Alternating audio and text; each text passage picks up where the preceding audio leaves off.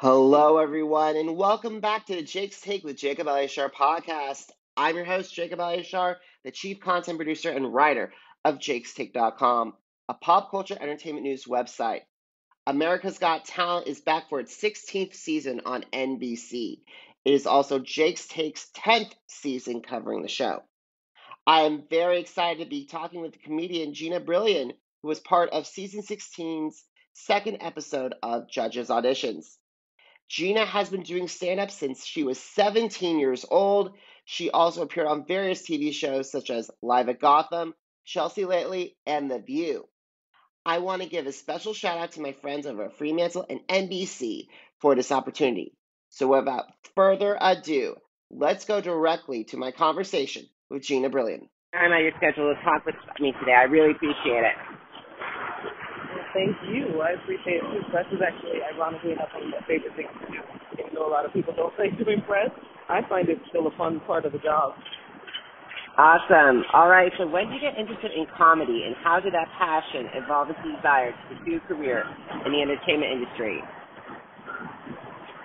Well, I fell in love with comedy at the age of 14. I was 14 years old when I discovered stand-up, and I didn't know how to do it. I had no idea how to start, but I knew the second that I was watching Brett Butler's special, I was like, I want to do that for the rest of my life. And it just kind of lit a fire in me, and I just watched everything stand-up comedy related and just kind of learned as I went along. It was real trial and error, and I guess that's kind of what sparked it. I always wanted to be in entertainment. I just didn't know what kind of aspect. Like, I was in musical theater, I was in drama, but it was really comedy that won my heart and just gave me the desire to just make people laugh. Awesome. So why did you decide that this season 16 was the perfect time to audition for America's Got Talent? You know, I think a lot of the reason why I thought this season for America's Got Talent was like a good season for me, I'm so sorry, I'm in New York, so there's cop cars going by. Sorry for the noise. But I think a lot of that had to do with the pandemic and becoming a mom and realizing, you get one life. Why not take every shot you possibly can? Like, I'm going to be able to tell my son that I took one of the biggest chances on myself and be an example to him so that when he's growing up, he can truly have confidence and faith in himself to be able to accomplish what people would look at and think is the impossible or the unachievable. And that's really what kind of sparked it in me, with this feeling of like, it was motherhood and the pandemic really sort of changed my focus and my priority and killed a lot of fears and doubts, because there's no room for fears and doubts when you really think about how you only get one life. Do you really want to look back on it and be like, I never took that shot? I totally agree. I'm grateful that you had the chance to audition. By the way, your audition made me laugh so hard. Oh, thank you so much. That means a lot to me. You're welcome. So how long does it take you to create your material? To cultivate, it depends on what the project is. Like, when I'm working on an hour special, it traditionally will take about a year to work on an hour special, because for me personally, I wouldn't do it under a year, even though I did it to the floor of lava because I pushed myself. But it takes about a year to work on an actual special. When it comes to new material, I try to work on new material constantly and build it constantly. And maybe in like a week or 2 weeks, I can have like a new 5 minutes or a new 10 minutes, and then you just keep building on that until you have like that full hour of material. Because the goal is always to have a new hour. Even if you don't have an hour special out, you're always working on having a bulk of material so that you can, go to clubs and headlines and do all that fun stuff. But it takes a lot of work. And that hour takes writing and stage time and touring, and there's a lot of work that goes into it that people don't see, which is why a lot of people look at comedy and think it's so easy, when in fact there's so much work that goes on behind the scenes that people don't really get to appreciate the art of stand-up like a stand-up comic does. It's why I love it so much. is because a lot of the work goes unseen and is dependent on your desire to work hard. Awesome. So what has been some of the feedback that you received from both the judges and the America's Got Talent fan base? I mean, there's been so much love from the judges and from the AGT fans that it's been mind-blowing. It really is overwhelming how wonderfully supportive everybody has been. Even just the judges' comments for my audition, they floored me because, you know, you're having this epic moment, and then to get all 4 judges, to get them to stand up, to get a standing ovation from those people, to look out and see Heidi and Sophia and Howie and Simon, all standing, my boo, Simon, by the way, my boo, standing up. It was literally so mind-blowing. I thought I was going to just burst into tears. Like, I really, and my makeup was not waterproof. I could not let that happen.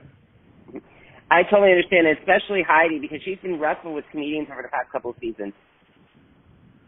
And I can understand that because, like, comedy's so subjective. Like, that's why it's such a chance to take on AGT, because you never know if people are going to get what you're doing up there, you know?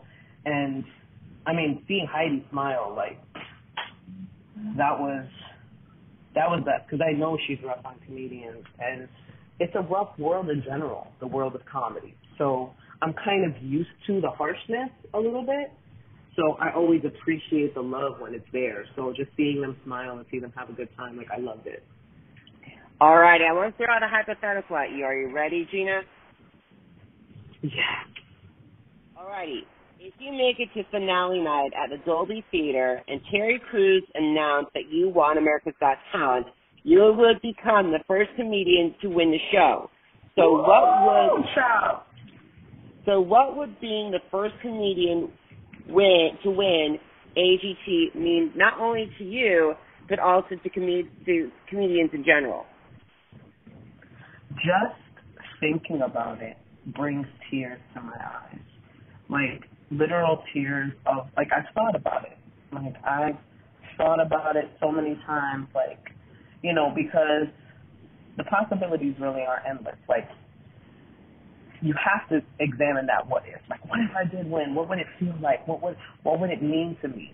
And to me, just proving to people how much of an art stand-up comedy is, and having people recognize that on a show like AGT.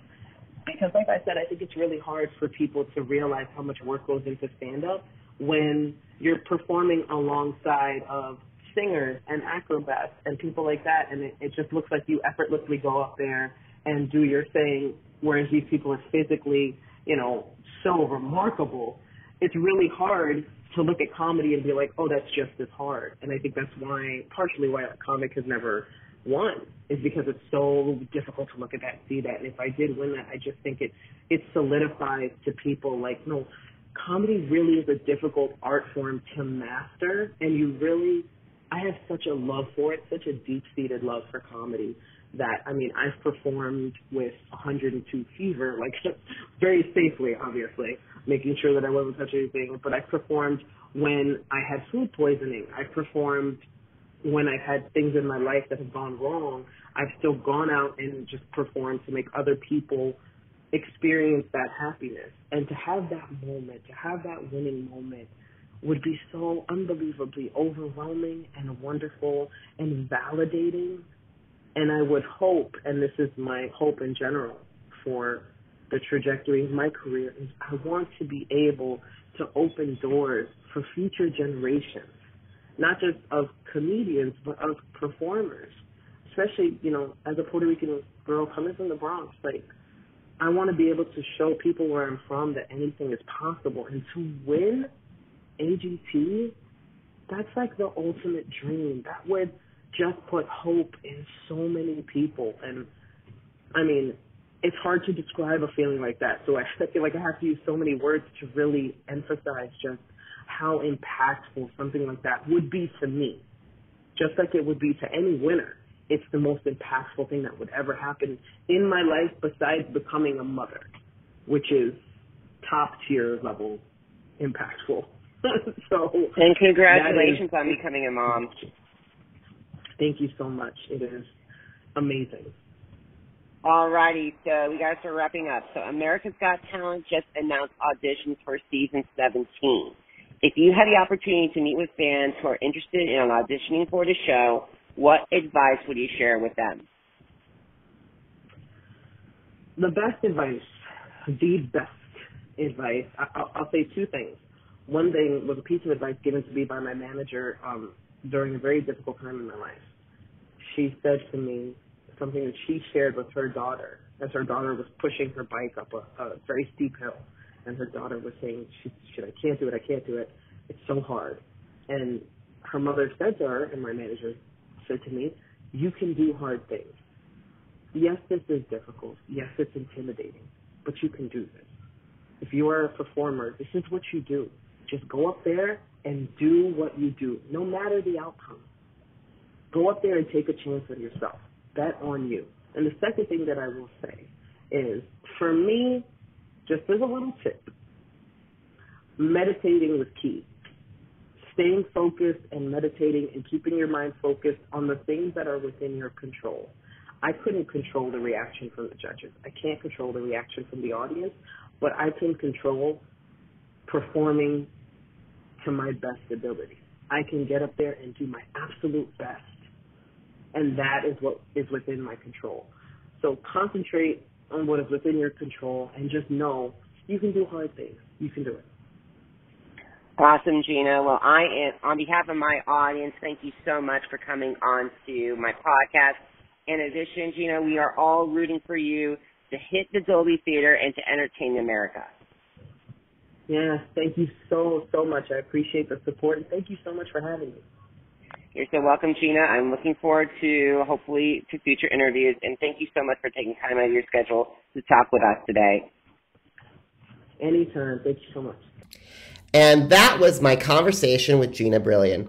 I hope that she goes far this season, and we hopefully hear from her in the future. America's Got Talent airs Tuesdays on NBC, and episodes are also on the Peacock streaming service. If you miss an episode of the Jake's Take with Jacob Iglesias podcast, head to our Apple Podcasts, Deezer, Google Podcasts, Spotify, and Spreaker locations. Just type in Jake's Take with Jacob Iglesias, JACOBELYACHAR, and you can listen to the episodes right away. Are you on social media? Because I'm on social media too. Head to Facebook, Instagram, Twitter, and YouTube, and please follow, like, and subscribe to all the videos that you see. Just type in Jacob Iglesias, JACOBELYACHAR. Now, Jake's Take is celebrating its 10th anniversary this year. Head to jakes-take.com for the blog that started it all. Once again, jakes-take.com, and on it you'll find interviews and recaps from all of my America's Got Talent seasons, starting with season 7, and also you can hear from alumni of the show, from past and present. Anyway, guys, please also consider donating to my PayPal page, because I'm the only one that is doing the editing and scheduling all the interviews and also writing, so I need all the support I can. If you're financially available to do that, that's wonderful. If not, please consider subscribing to my podcast and subscribing to my YouTube channel, and also please give us a like and a follow. Thank you very much, guys, for your time and consideration, and I'll catch you next time.